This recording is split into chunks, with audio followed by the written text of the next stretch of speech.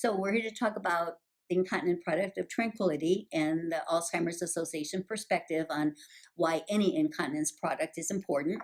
And I think what's important, first of all, is to let people understand how the brain is changing, because that's Alzheimer's affects the brain, and because you don't see a person's brain, you don't know when the brain is changing. You just see variations in their behaviors, in the way they answer questions. And one of the changes that affects language and speech means that if somebody asks me if I have to go to the bathroom, they'd ask me a question. I understand they've asked me a question, but I may not understand the words in that question. Well, if I don't understand the question, I'm going to protect myself and give a safe answer, which is no, because that covers a lot of things. No, I don't have money if you're asking me for money. If I'm hungry, I don't know what the question might lead to, so I'm going to be safe and say no. So when someone asks me a question, if I have to go to the bathroom and I say no, they think that my body is not sending me a message. Well, if 5 minutes later you walk past and I'm sitting in a puddle of urine, I don't want you to be upset with me. I just didn't understand the question, so my answer reflected the fact that I didn't understand it, and I just gave an easy answer, a safe answer for me. The other issue is if my body sends me a message of urgency that I must use the bathroom, but I can't locate the bathroom because of memory issues. Maybe I live in an area where I've just recently moved in. I don't know where the bathroom is. So I'm starting to move around rapidly. I don't have language to say, could you please help me?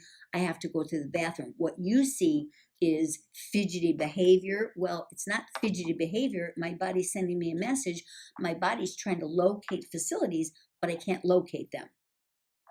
With an incontinence product, even if my body sends me a message and I go, it doesn't mean that now we have a mess that we have to clean up and deal with. I may have difficulty understanding that question. I may not be accurately answering the question. The other thing is you may misinterpret, or I may misinterpret an action. So if my caregiver is trying to help me, and people mean well, but in trying to help me get to the bathroom, you have to take my clothes off, or at least take them down.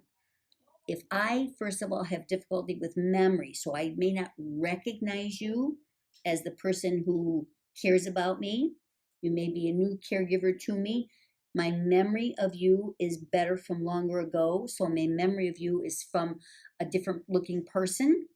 I remember this individual from years and years ago, but that's not who you are. So I'm protecting myself. I may not have speech, because another area of change in the brain is speech.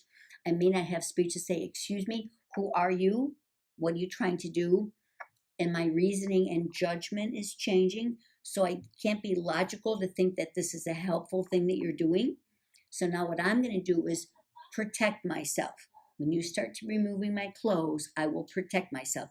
And if I don't have language to say, excuse me, stop what you're doing, I will stop you in whatever way it takes. I may pull away, I may push you away, I may say things to you, but I'm trying to ultimately protect myself. So it's this vast area of change in the brain that we have to understand.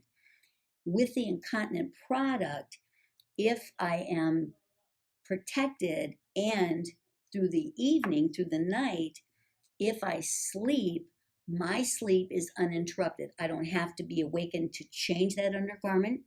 I can sleep without it causing any discomfort to me. And hopefully, if my sleep is uninterrupted, your sleep as my caregiver may be uninterrupted, which means tomorrow we will start the day with a good night's sleep.